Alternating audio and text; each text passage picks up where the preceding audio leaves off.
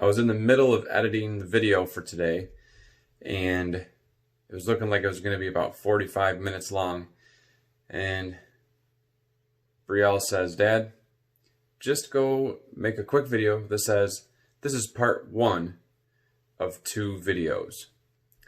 So, this is part 1 of 2 videos. You'll get the second half tomorrow. Hello everybody, and welcome to the channel. I hope you're having a great day.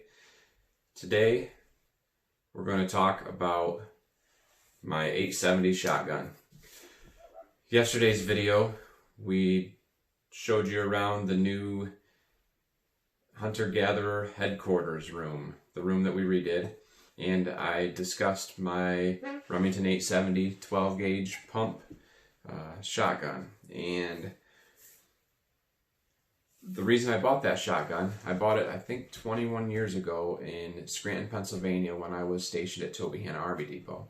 But before I moved up there, I lived in North Carolina, and when I got there, I found out that you couldn't have a semi-automatic shotgun. You had to have a single shot, a pump, or a bolt action. And so that was on rifles or shotguns. And when I moved to Pennsylvania, I considered buying a rifle because it was going to be the first gun that I ever had to buy, and I never owned a rifle. My dad never owned a rifle. We didn't own rifles in New York State. Everything was shotgun only at the time. So I thought about a rifle, but then I thought, why don't I just go with a shotgun? I'll be moving back home soon.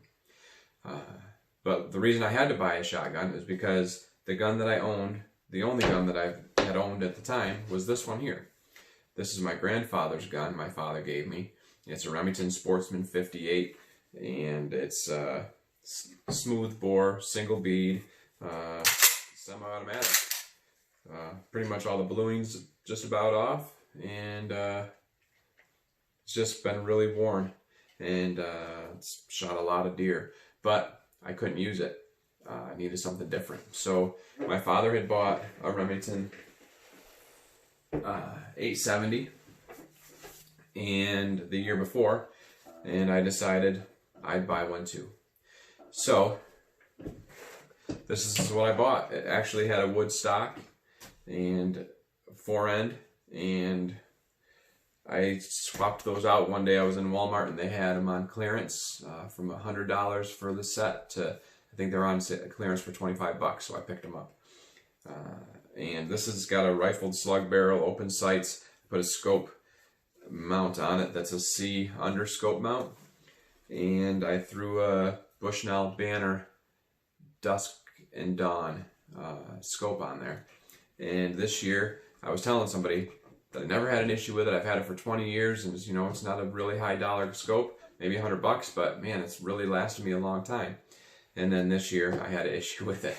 So I sent it back to Bushnell. I checked it out online, and you had to send it in, you had to pay for the shipping in, and send them, I think you sent another $20 with the item, and they would either repair it or replace it, and they sent me back a new scope.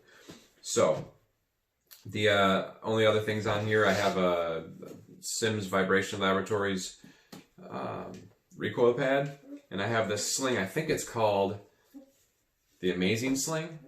I'll have to look it up and I'll tell you later. But so it's nice and tight that way, right? It looks like you can't use it, but you grab here and pull, it opens it right up, and then when you get to your location, you throw it over your shoulder. But when I get to my stand, I'll take and slide it back in so it's not in the way when you go to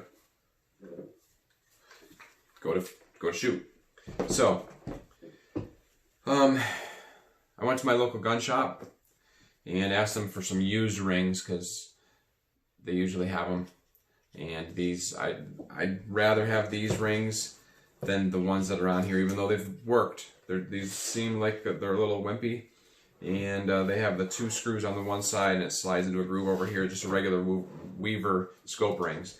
But I picked these ones up. They have Allen screws on both sides, and so it just seems like more of a firm grip for me. So I picked those up, so we're going to use those. And I don't know if you can see that shell over there. It's Light Fields that's what I use. Lightfield Sabot slugs, and 2 3/4 inch, 1 1/4 ounce, and they really get the job done for me. So that's what I shoot. So, and they're not paying me because obviously this is my 7th video. I'm not very important. Well, I guess I'm important to a lot of people and important to God, so that works for me. Anyways, this is the scope.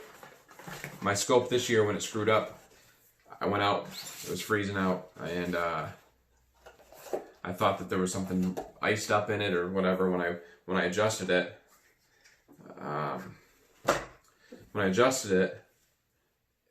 it got blurry. Couldn't even see through it. I thought it was frozen, and so when I adjusted it and got up to, it was at 1.5 when I adjusted up to like 3, and all of a sudden you could see nice and clear through it. So I just kept it there, and I did use it that way all deer season. Hunting up on my aunt's property, she's against rifles still, and that's fine. It's her property and it's her prerogative, you know. So I haven't really shot a deer with a rifle in the areas that I hunt that I couldn't have shot with my shotgun. So I'm more than happy to oblige and use the shotgun. I do use rifles other places. So I wanted to give you a closer look at these Weaver rings. As you can see, they are just a thin piece of metal here, and they have the 2 flathead screws on that side. And the other issue that for me anyways, is, I'll take these screws out.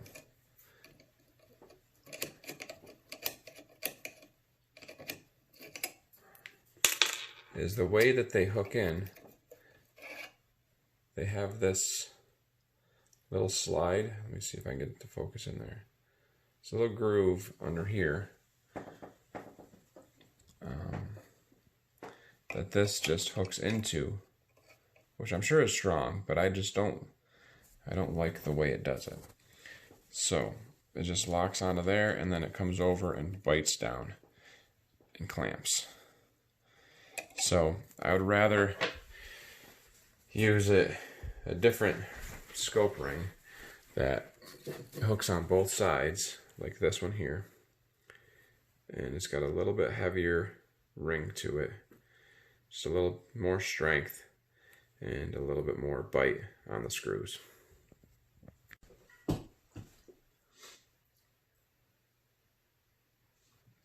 Now it's time to change the scope rings and mount the scope. I usually would use blue Loctite for this, but I'm all out. So we're going to go ahead and mount this and sight the scope in and do everything, but I'm going to go back and put everything together with blue Loctite afterwards and sight it back in, make sure it's still on.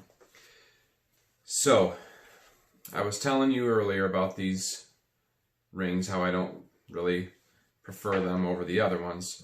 So we're going to get these off. Takes just a screwdriver here, which I'm probably going to need the other size bit for now.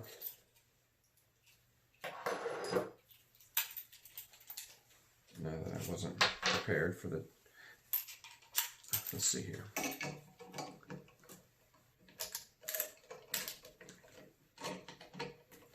Oh, I think I already loosened them earlier when I took the scope off. That made it easier.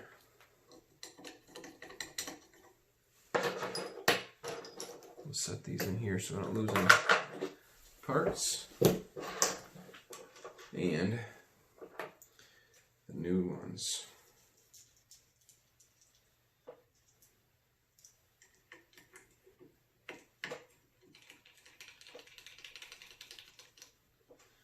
We'll get these like this.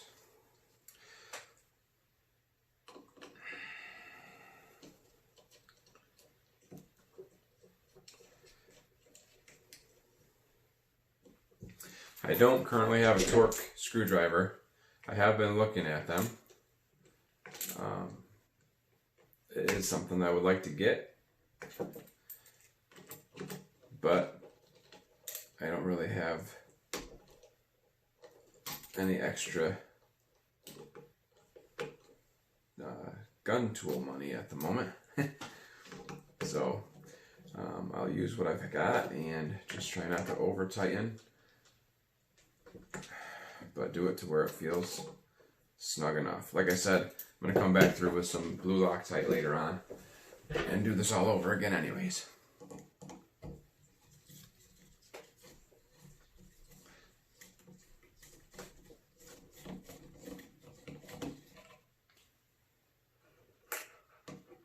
So I do have a few things.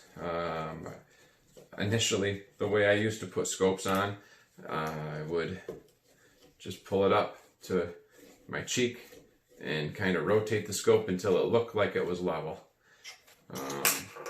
and plumb the crosshairs. Probably not the best way to go. I know other people have grabbed my gun and looked at it and said, hey, your scope is crooked. And I've grabbed theirs and looked at theirs and said, hey, your scope is crooked. I think everybody pulls them up a different way. I used to always mount my scopes by eye. I would put them on, shoulder my shotgun or rifle, and twist it until the crosshairs looked perfectly horizontal and vertical. You don't want them to be twisted and or offset. But somebody would look in it and I'd say, hey, you look, and I'll look, and you look, and everybody's eye was always different. So they make scope leveling kits. This is a fairly inexpensive one. I was trying to get it underneath here, and they're actually meant for rifles, putting them in the chamber. But this just isn't setting right, and it doesn't matter how you put it in there, you can move it. So right here on this spot with my rear sight is a flat surface. So I'm going to get that on there and make sure that the scope is sitting level, and then I put this one on the top turret, and I want to twist that until it's level.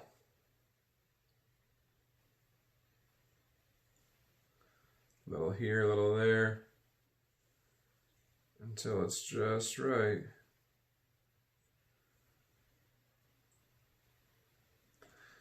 And I'd say that should be pretty darn good. I'm going to bring this down until it just starts to snug up. And I'm going to come across to the other one here. And this one here. Until it gets just snug.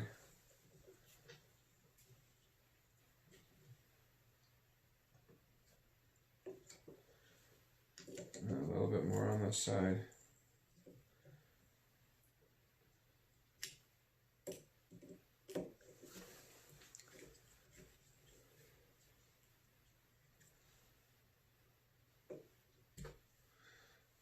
I'm going to check this level again just to see where we're at. It is moving on me a little bit there, but not.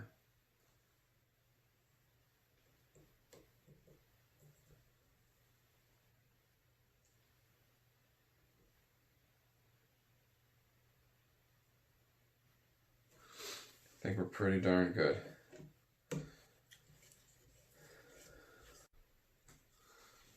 All right, that's the last one. It feels good. Let's see what it looks like.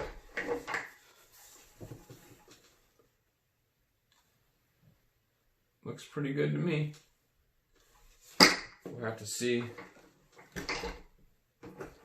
how it looks putting some rounds down range tomorrow. I think I've had enough for tonight. We got the scope mounted, and we are in good shape. Tomorrow midday, hopefully you'll be seeing me on the range, and we'll put this new Bushnell through the test. This video is to be continued. Stick around for a couple outtakes.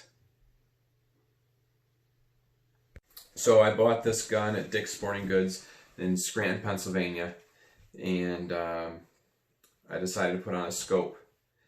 But I'm kind of getting ahead of myself. I want to tell you a story about my father. That same year or the year before, he had wanted to go buy a different gun. He had given me the Remington Sportsman 58, which is what he normally used, and my mother bought him a gun, an Ithaca, I believe. It was a real pretty gun. She actually went down to the local gun shop and took down an old Marlin 22 and told the guys at the gun shop she wanted a gun like this one. It's what her husband used for deer hunting, and they thought Dad was out shooting deer with a 22. So she said, I don't know, this is just what he has in the closet.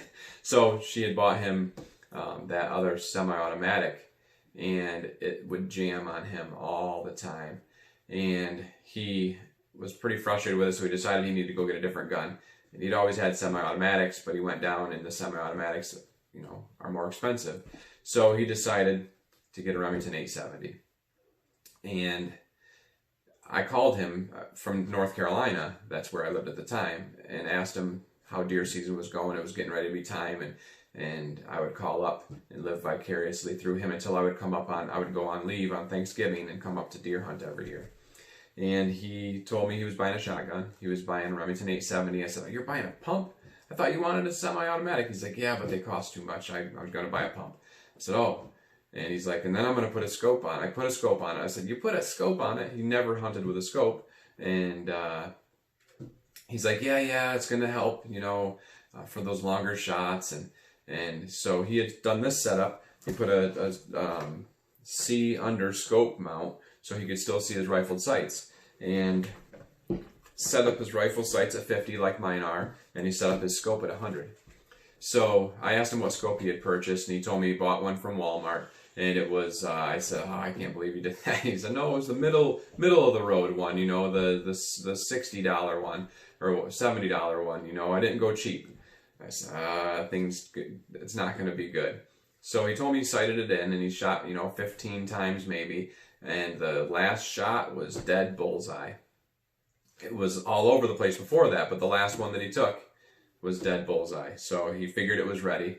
And I called him the next day. I don't think he had any chance on opening day, maybe. And I called him the next day and asked him how it was going. And he's like, I don't want to talk about it. And I said, well, what do you mean you don't want to talk about it? He's like, oh, I don't want to. I said, you missed one? And he's like, I don't want to talk about it. I said, oh, yeah. He's like, fine. I had this big buck jump up out of the goldenrod and just stand there looking at me at like 60 yards. He said he was trying to decide whether he wanted to shoot his open sights or the scope. But he had the scope dialed in at like 4 or 5 power or something like that. I think it was a 3 to 9, or 3 to 9, yeah. And so he said he pulled up and he looked at his open sights first, and then he looked up at the scope. He's like, man, it looks nice and clear. I'm going with a scope. Shoots, and the deer stands there. And so he squeezes a second time, and nothing happens because he didn't pump another shell in. And he said he went down after the deer took off. After he started to pump it, it took off running. He didn't take another shot at it. And he went down to the 4x8 sheet of plywood that he was sighting in on and took a shot, and he missed the board completely. So he went like this, and he could hear the crosshairs jiggling around in the scope. And he took the scope back to Walmart and was pretty angry. And I think he bought the next step up that they had. So, and I believe that was the scope here, the Bushnell banner, Dusk to Dawn. So, anyways, that's the story of his first time with a pump shotgun with a scope. I didn't show you. Yep. Sure. I think I've just ruined something. It was. Come on. Huh? Come on in. Son of a... Good. That's why you don't buy cheap, used rings. Oh, those were the ones.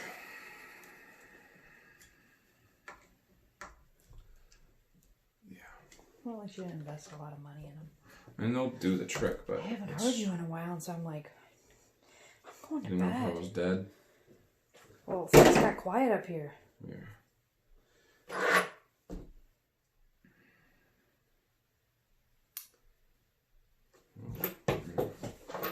Call it good for now. You want me to stop it? Yeah, I'm probably gonna say one more thing in a second. Got 3 or 4 different videos on there. And I don't know how long I want to make it. I think it's gonna turn into long, like shooting and everything else. I don't have a wide enough screwdriver for this stupid thing. Alright, well, I'm going to bed soon. Me too.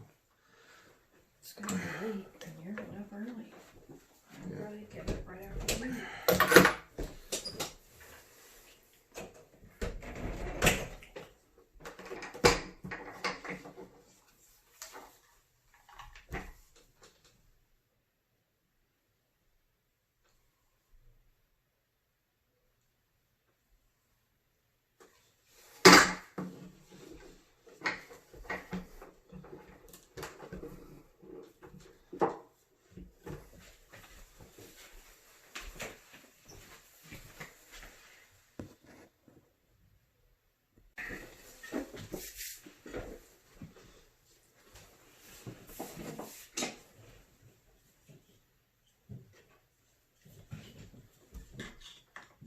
Are you recording? Yep. Are you really? Yeah. What's up? Nothing. I was wondering if Mom was in there. Nope. Alright, I'm just finishing up. Real be like, line up. Hey! I'm just finishing up. What? I'm just finishing up! You can edit it out. Brenna! Sorry. Through the test. Alright. We're good, everybody. Sorry. We're good. Sorry. You're fine, sweetie. Hey, this is something new for me, too. Mom's like, he needs a thing. I can add at the beginning. Okay. That's going in. Okay. Alright.